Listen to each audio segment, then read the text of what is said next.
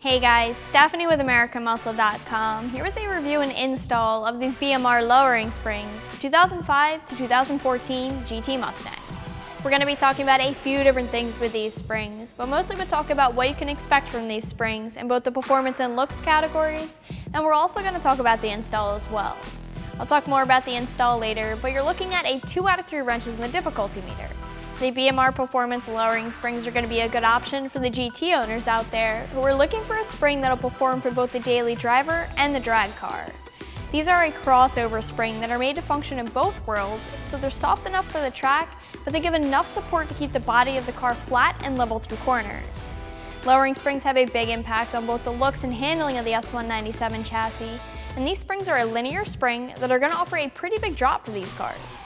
These springs will drop the GT about 1.5 inches all the way around the car, and like I said, it doesn't get much lower than this for the S197 from a lowering spring, and it may not sound like it, but this is a pretty big drop. Depending on your wheel and tire setup, this drop is going to eliminate a lot of the wheel gap that the car has from the factory.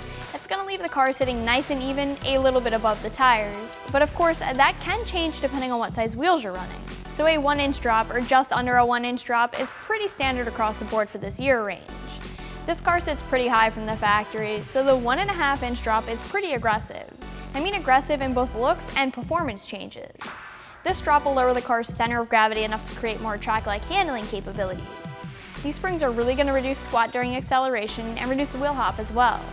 You're also looking at much less body roll during cornering and less nosedive during braking.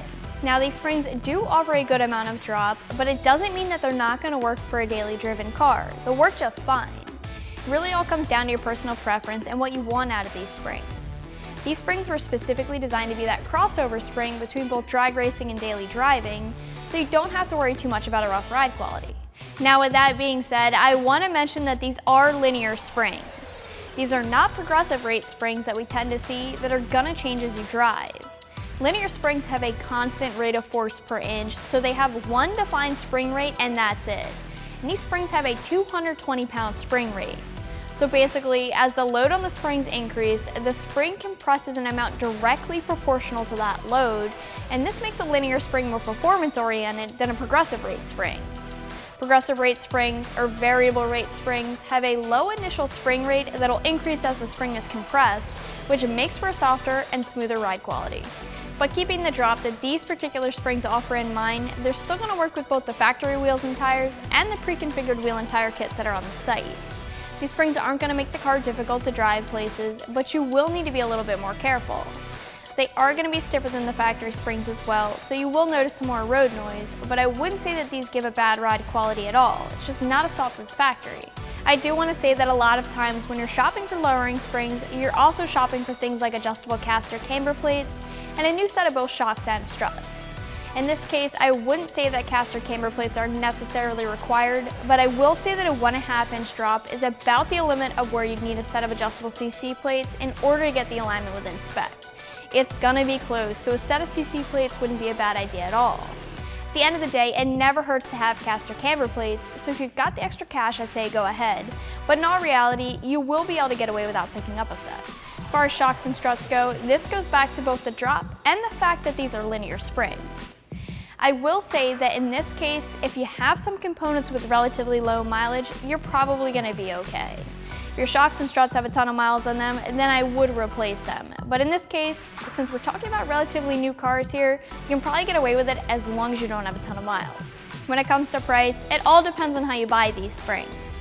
BMR offers a full set for just about $200, or you can purchase just the front or just the rear springs for $100 each, so you do have some options here. Now as far as the price for the set of springs goes, these springs are going to be one of the middle of the road options. They're not the most expensive, but they're not the least expensive either. If you're just looking to get your car lower and you aren't concerned with ride quality, there are some other options on the site that'll cost a little less and will get you where you need to be. So the install here is going to take about 4 hours. I'm going to call it a 2 out of 3 wrenches in the scale.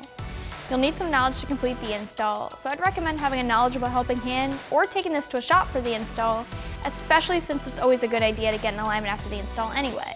The install can be done on jack stands if you don't have access to a lift, but as usual, a lift would be your best bet.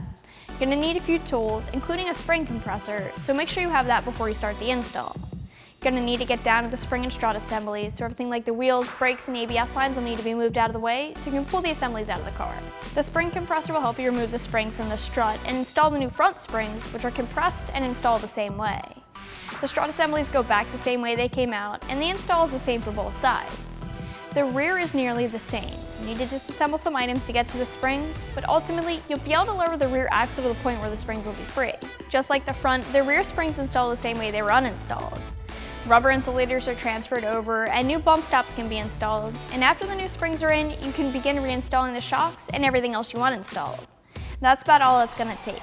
Like I mentioned earlier, a fresh alignment after the install isn't a bad idea. Wrapping things up here, the BMR Performance Lowering Springs are a linear spring with an aggressive drop and improvements in handling to make for a car that feels track ready.